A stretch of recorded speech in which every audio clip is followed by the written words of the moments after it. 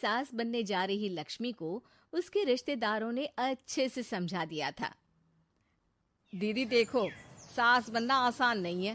कहने को बहू आ जाती है, लेकिन सारे घर में हक ऐसे कर लेगी जैसे तुमने तो इतने साल से घर के लिए कुछ किया ही ना हो।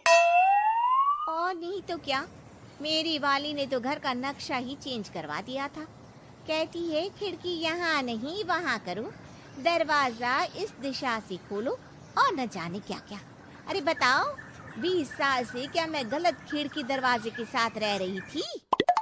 तभी वहाँ बेटी आ जाती है। हाँ माँ, और पक्का भाभी आने के बाद तो मेरा हाल बुरा ही होना है। तुम हर बात पर मुझे इग्नोर करोगी।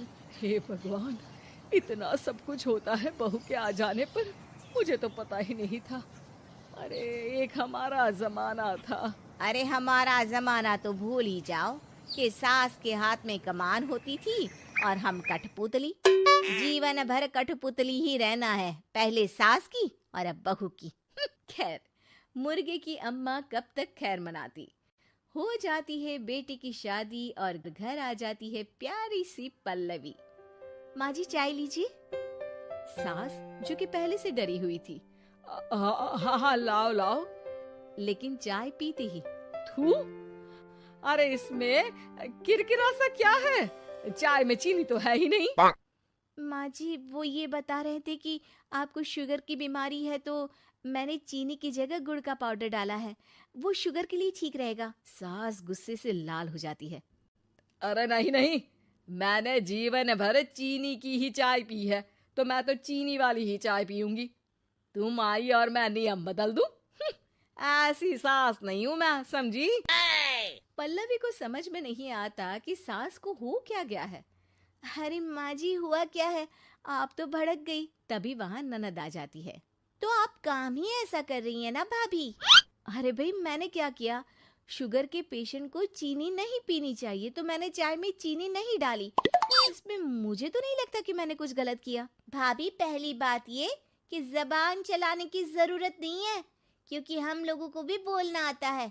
बाकी आपका क्या मतलब है कि हम लोग माँ का ख्याल नहीं रखते हैं? आपको ही सारी साइंस की नॉलेज है। पल्लवी समझ जाती है कि इन लोगों के दिमाग में बहू को लेकर धारणा गलत ही है, इसलिए वो बिना कुछ बोले वहां से चली जाती है। थोड़े दिनों बाद जब पल्लवी ड्राइंग रूम के पर्दे बदल रही थी, पंछी पन्नू उड़ती फिरूं मस्त गगन में, आज मैं आजाद हूँ दुनिया के चमन में। वाह जी वाह, आजाद होना तो अच्छी बात है, लेकिन हम लोग भी गुलाम नहीं है। ये पर्दे किससे पूछकर बदले जा रहे हैं, जरा बताओगी? अरे सासू माँ, जब से आई हूँ सोच रही थी कि पर्दे ठीक नहीं है। पता है पर्दे इतने हल्के हैं कि दिन में बाहर से पूरा घर दिखता है, लोग झांकते हुए रास्ते से निकलते हैं, ये मुझे अच्छा नहीं लगता है। अरे वाह जी वाह, 5 साल से तो ये पर्दा लगा है, तब तो लोगों ने झांका नहीं। आज तुम आई हो तो लोग घर में झांकने लग गए, क्यों? अरे भाभी, आपको ये तो नहीं लगता कि आप हीरोइन जैसी दिखती हो या इतनी सुंदर हो कि लोग आपको झांक झांक कर देखते रहें? मैं भी रहती हूँ इस घर में, लेकिन मजाल है।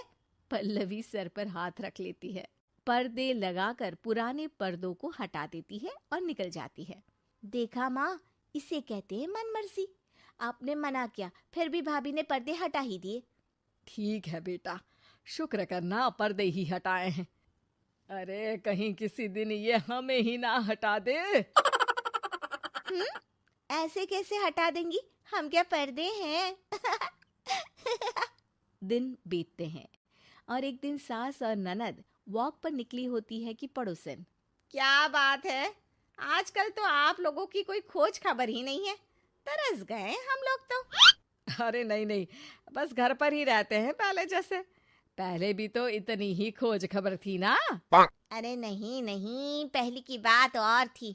और बताओ बेटा, बॉयफ्रेंड से चक्कर चल रहा है कि खत्म हो गया? पहले तो पर्दे से दिख जाता था कैसे तुम सारा दिन टेलीफोन पर लगी रहती थी, कभी शर्माती कभी रोती। अब तो पर्दे भी मोटे लगा लिए तो कुछ ठीक से दिखाई भी नहीं देता। हाँ? नहीं, मतलब कोई ना, होता है इस उम्र में। और बताओ बहन जी, बेचारी बहू से तो पहले रोज तानेबाजी होती थी आपकी, रोज देखती थी कैसे उस पर आप दोनों मिलकर बरसा करती थी। अब ठीक है ना वो?